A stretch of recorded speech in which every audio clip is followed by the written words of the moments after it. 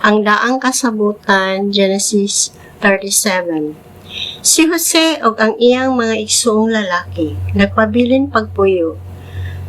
Si Jacob didto sa yuta sa Kanaan nga gipuy-an kaniadto sa iyang amahan. Mao kini ang sugilanon sa banay ni Jacob. Si Jose nga niining higayuna nagpuniigin nag 17, nagatiman sa mga kahayupan uban sa iyang mga igsoong lalaki nga mga anak ni Bilha o ni Zilpha, nga mga asawa sa iyang amahan. Usa ka adlaw ni ana, gitaho ni Jose kang Jacob nga iyang amahan nga may daotang buhat ang iyang mga igsoon.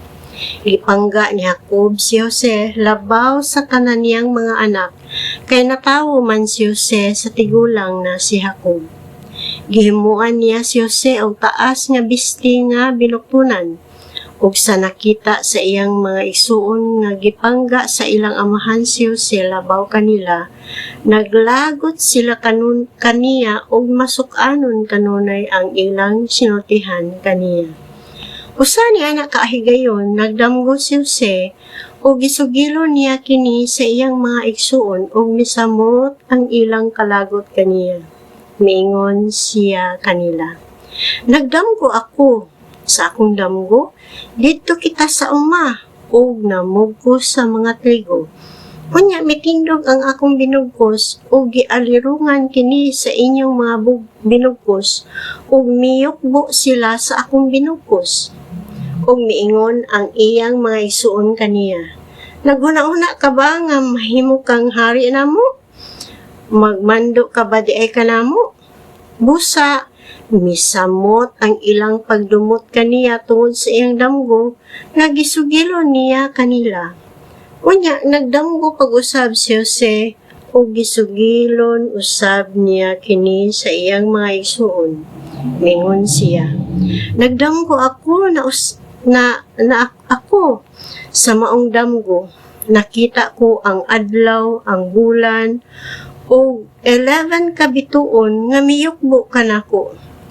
Sa pagsugilon niya niini sa iyang amahan, gikasab-an siya sa iyang amahan nga nag-ingon, "Unsa ba ka nang damguha? Buot ba nimong ipasabot nga ako lakip ang imong inahan og mga igsoon mo duol og muyukbo kanimo?" Gikasinahan si Jose sa iyang mga igsoon apan gihinuktukan kining butanga sa iyang amahan. Usa ka adlaw ni ana, miadto sa Sikem ang mga igsoon ni Jose aron pagpasibsib sa kayupan sa ilang amahan. Miingon si Jacob kang Jose, "Tua sa Sikem ang imong mga igsoon aron pagpasibsib sa atong kahayupan. Pangandam kay papason ko ikaw kanila." Si Jose mitubag, "Andam ako." Miingon ang iyang amahan kaniya, "Apasa o susiha ang imong mga igsoon kung wala ba'y nahitabo kanila o sa kahayupan unya balik nganhi o suginli ako." O gipagikan sa iyang amahan si Jose didto sa walog sa Hebron. Sa paghiabot ni Jose sa Sikem, may tawo nga nakakita kaniya samtang nagsuroy-suroy siya sa kaumahan o gipangutana siya sa tao kung unsa iyang gipangita. Mitubag si Jose, "Nangita ako sa akong mga igsoon.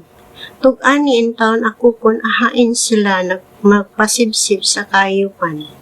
Ang tao miingon, "Wala na sila dinhi. Nadungog ko nga miingon sila nga moadto sila sa Dotan." Busa miapa si Jose kanila o nakaplagan niya sila didto sa Dotan. Layo pagani siya, nakakita na kaniya ang iyang mga igsoon. Sa wala pa siya mahiabot kanila, naglaraw sila nga patyon siya. Miingon sila sa usag-usa, "Ania na ang tigdamgo. Karon patyon ta siya ug itambog ta ang iyang lawas sa sa mga uga nga atabay ug ingon nato nga gitukob siya ihalas nga manana." Tan-awon ta kung matuman ba ang iyang mga damgo. Nakabati si Ruben sa ilang gipanagsultihan o gipaningkamutan niya pagluwas si Jose. Miingon siya, dili nato siya patyon, ihulog lang na siya dinhi niining atabay sa awaaw, apan ayaw ninyo siya dagmali. Gisulti kini ni Ruben kay naghuna-una man siya sa pagluwas kang Jose aron iyang dadon balik sa ilang amahan. Sa pag-abot ni Jose sa iyang mga isuon, gihukasan nila siya sa taas niyang bisti nga binuktunan. Unya, gidala nila siya ngadto sa atabay nga walay tubig ug gihulog siya didto.